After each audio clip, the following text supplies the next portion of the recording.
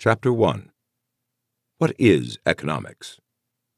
Whether one is a conservative or a radical, a protectionist or a free trader, a cosmopolitan or a nationalist, a churchman or a heathen, it is useful to know the causes and consequences of economic phenomena. George J. Stigler. Understanding most of the economic issues discussed in the media and in politics requires knowledge of only the most basic principles of economics, and yet these principles are unknown to most of the public and are widely ignored by politicians and journalists, and even by many scholars outside the field of economics. Principles of economics apply around the world and have applied over thousands of years of recorded history. They apply in many very different kinds of economies, capitalist, socialist, feudal, or whatever, and among a wide variety of peoples, cultures, and governments.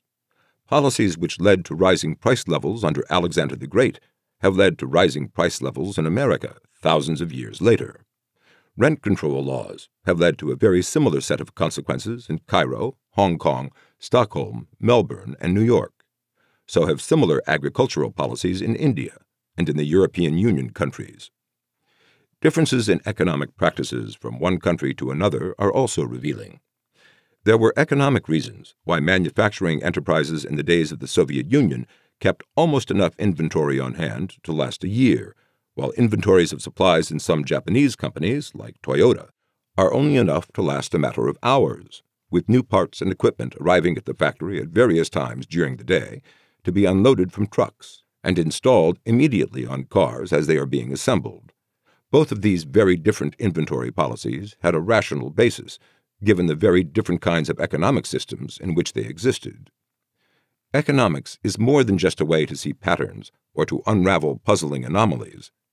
Its fundamental concern is with the material standard of living of society as a whole and how that is affected by particular decisions made by individuals and institutions. One of the ways of doing this is to look at economic policies and economic systems in terms of the incentives they create, rather than simply the goals they pursue. This means that consequences matter more than intentions, and not just the immediate consequences, but also the longer-run repercussions of decisions, policies, and institutions. Nothing is easier than to have good intentions, but without an understanding of how an economy works, good intentions can lead to disastrous consequences for a whole nation.